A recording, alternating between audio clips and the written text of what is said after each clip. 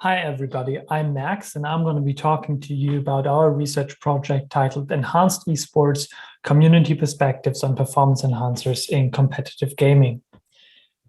Scandals surrounding enhancement have been around since the inception of esports, and every couple of months, there's a new scandal with some player using or abusing some drug or pharmaceutical.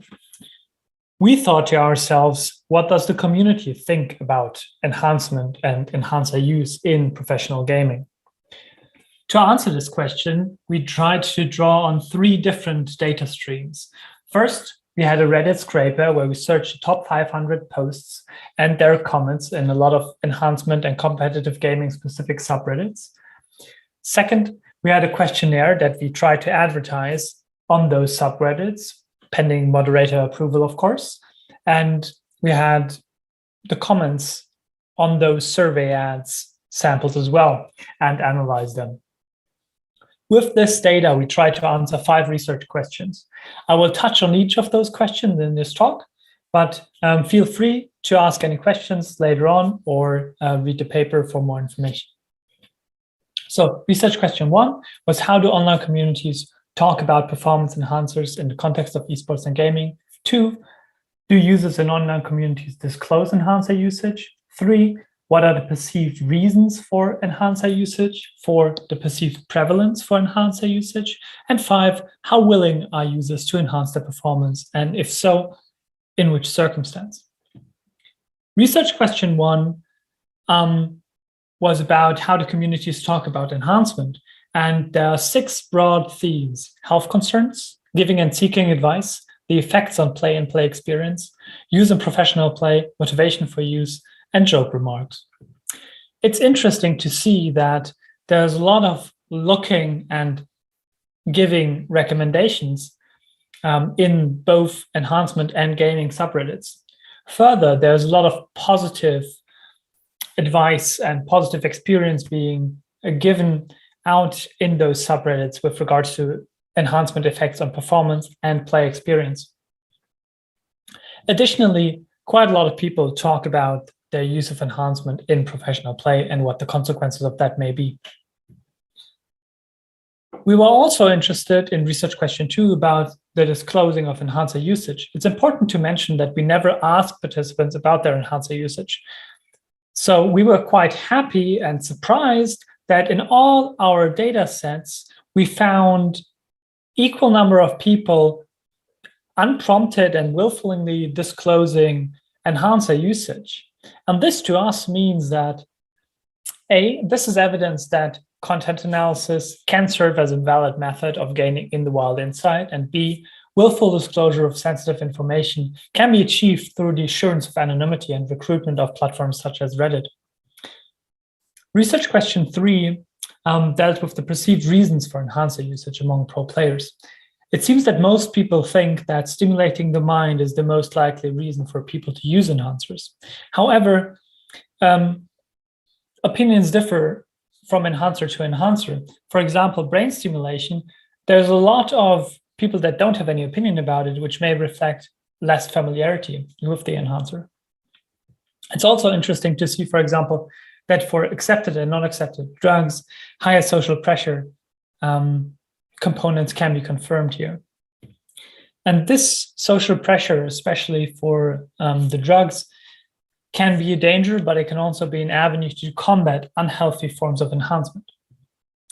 Research question 4 deals with the perceived prevalence among professional players for enhancer usage. It can be seen that people think 1 in 2 pro players uses pharmaceuticals or accepted drugs such as nicotine, alcohol, and marijuana to enhance their performance on a regular basis. Further, up to 1 in 4 professionals is perceived to use socially non-accepted drugs such as speed, cocaine, or meth, or brain stimulation to gain an advantage. It's also interesting that 4 in 5 professional players are perceived to use food supplements, or energy drinks for that matter, as a form of enhancement. Especially high sugar energy drinks with a lot of caffeine can potentially be dangerous health-wise in the long run. This may also lead to a general lack of trust in professional players and influence how people see people winning tournaments. And the perceived prevalence may also influence the willingness to use enhancers.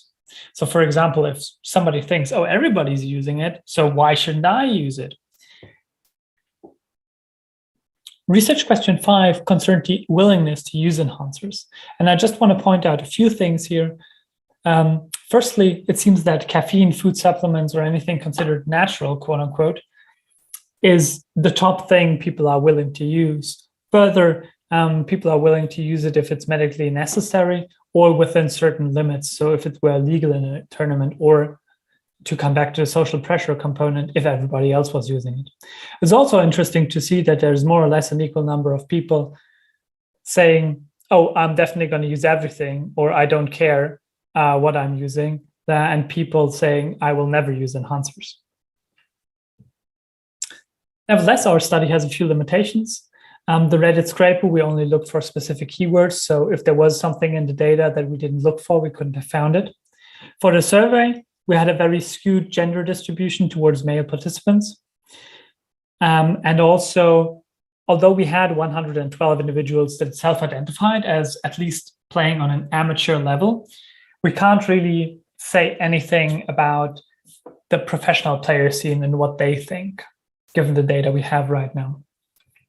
And for the ad comments, it's only a very few comments and a very select group of people that participated in the sample and in the survey and then decided to comment on our post.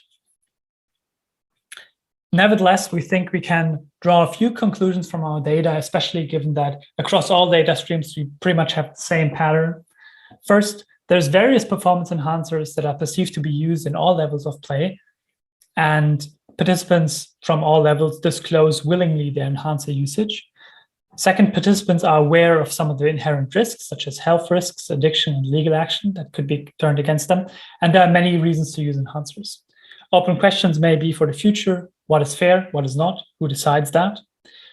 How can the environment be made safe for athletes, both mentally and physically? And how could illicit performance enhancement be enforced, if at all?